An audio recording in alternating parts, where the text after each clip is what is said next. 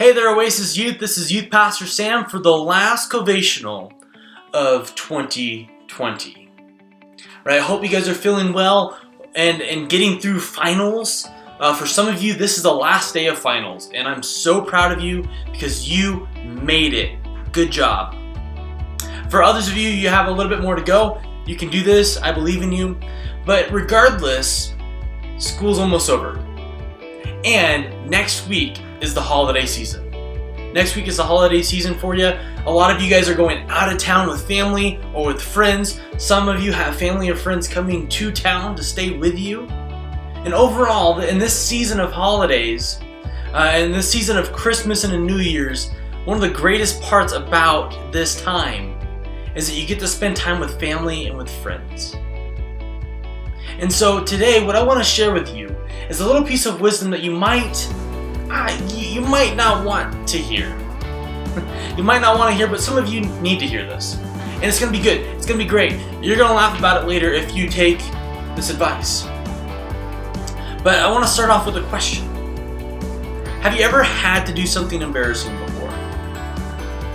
Right? So what I mean by that is this. Not just like you've tripped up the stairs and you were clumsy and everyone laughed. No, not something like that. Something that you just didn't want to do, that you're like, oh, Mom, that's not cool. I'm not going to do that. Maybe it's playing a game with family that seems very lame. That felt embarrassing to you. Maybe it's sitting at the dinner table and engaging in conversation with people about what you're doing with life. Maybe that was embarrassing, but you had to do it. Maybe it was, for me, one of the embarrassing things that I had to do is in church every week when I was growing up, I had to go say hi to 3 people before I could grab some donuts.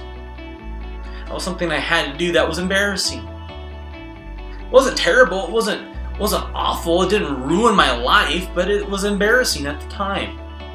Have you ever had to do something embarrassing? Or something that made you uncomfortable? That wasn't wrong? I bet you have. And my guess is, in this season of gathering together with family and or with friends, that you might get asked to do something that you don't want to do. But there's a reason for it, and there's a purpose for it. And that's what I want to share with you all about today. So, if you have a Bible with you, I want you to open it up.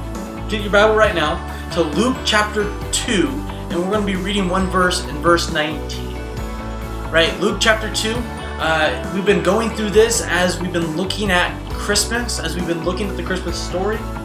We've been looking at a couple things, like one, that Jesus had no room at the inn.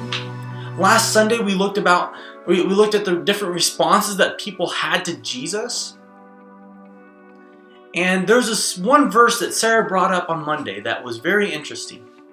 And as I began to think about it, I began to think, you know what, this ties into an important part of the Christmas season. It ties into an important part about gathering together as families, and it also gives us a challenge, especially for those of us who don't like to step out of your comfort zone to do something embarrassing. So, if you have your Bible with you, Luke chapter 2, verse 19, this is what happened beforehand. Give you some context. So, there's shepherds that are hanging out in a field, right? They're with all their sheep. They stink. They are social outcasts. They are not very liked, and they don't like other people. But they're just hanging out and doing their job with sheep. All of a sudden, angels show up. Freaky deaky. And these angels say, hey, the Messiah is born. A baby is born to you. He is the Lord. And the shepherds go, they check it out, they see the baby, they go, oh my gosh, this is incredible. And they go out and share the gospel with everybody. How embarrassing. How embarrassing. These guys stink. They're social outcasts. They don't like people and people don't like them. And yet they're sharing the gospel with everyone that they see. And it actually says that people are amazed. And in verse 19, this is what we read. But Mary treasured up all these things and pondered them in her heart. What does this verse mean? Here's a thought that comes to mind when I read this passage. If you think about it, Mary, at this point, is a first-time mother. She just gave birth to her firstborn son. And I don't know about you, but the moms that I know, the mom that I have, the grandmas that I have, love to treasure memories. They love to treasure memories.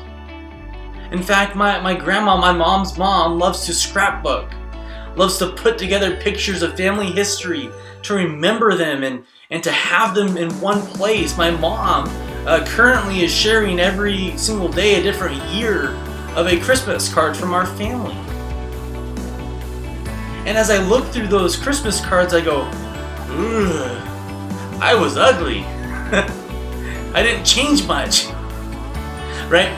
No, but I look through those cards and I go, wow, there were some moments that really made great memories. That really made great memories, not just for my family, but for me as I look back. And I think one of the important things about this passage, that Mary treasured these things and pondered them in her heart, is very telling. Why? As you guys know, this is the book of Luke. It was written by a guy named Luke. But here's the thing, Luke wasn't here when Jesus was born. Somebody had to tell him what happened. I think Mary told him this whole story. Why?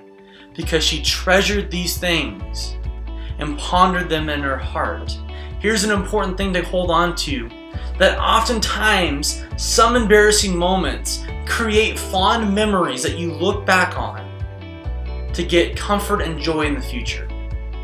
Right? Some embarrassing moments create fond memories that you look back on that give you a sense of comfort and nostalgia, that remind you of the good old days, that remind you of memories that you can't get back ever again. And what I want to share with you is that in this Christmas season, there are only certain memories that you can make in this season that you will never be able to make again. There are only certain opportunities this season to enjoy this game or that activity or that picture that you won't be able to do next year. You'll be a year older. Everyone is going to be a year older. You don't know what's going to happen next year. There's only certain memories that you can make in this time that you will not be able to make any other time. So my encouragement to you in this season and in this holiday season is to put away the phone. Maybe put away the games, whatever it takes. Put away the social media account or the Netflix for a time and engage with your family to make memories that will last forever.